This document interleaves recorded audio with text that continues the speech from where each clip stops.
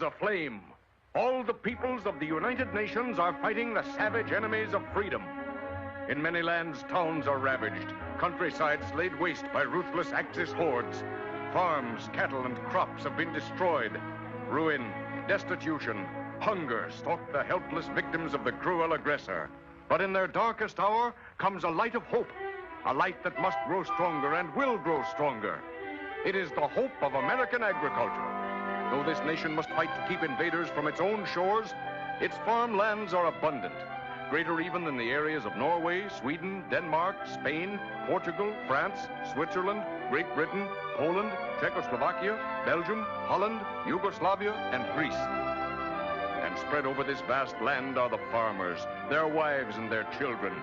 30 million, twice as many as the Axis has soldiers. Grim farmers with sleeves rolled up, ready for sacrifices. These embattled farmers are armed. Their weapons are the panzer forces of food's battle line, farm machinery, battalions of combines, regiments of trucks, divisions of corn pickers, potato diggers, planting machines, columns of milking machines, and all these machines kept in repair by farmers and their sons under the stress of war. These farmers pouring out bumper crops to fill many a bare cupboard. The farmer with his wheat crop for this year, 52,800,000,000 pounds of wheat. If all this wheat were made into flour, there'd be enough to snow under the entire German Panzer Army. Looks to me like another Russian winter. Or if all this flour had been baked into bread, there would be enough loaves to build an Egyptian pyramid, and another, and another, and another. Placed a mile apart, they'd stretch the length of the Suez Canal. Supposing this flour had been made into spaghetti, look at the sweater you could knit. Just a snug fit for old Mother Earth. Corn, 2,850,000,000 bushels. If all this were grown into one huge ear, it would make a bridge from London to the Black Sea. And that hangs right over your head, Adolf. Soybeans, 160 million bushels.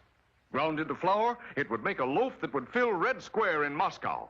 And it has double the nutritive value of meat.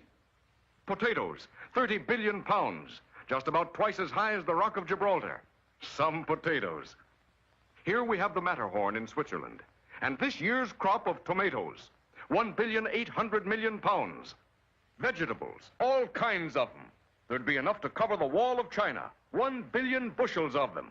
Yes, and we're producing vitamins and food concentrates packed with enough power to bowl over the Axis nation. That was vitamin X, boys, just to mark the spot. Fruit juices, billions of gallons.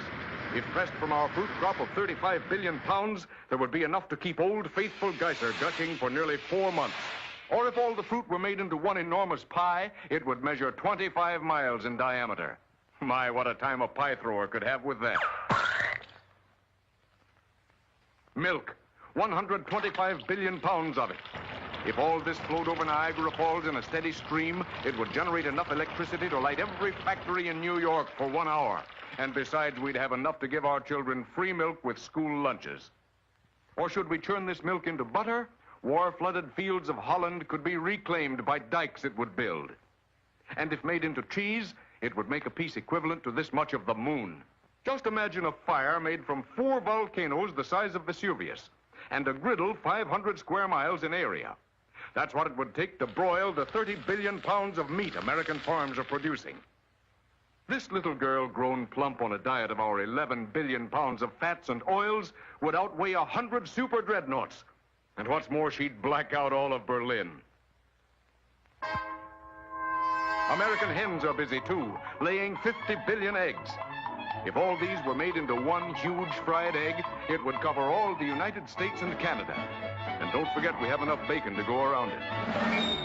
And here come the pigs, 100 million strong. Just think of it.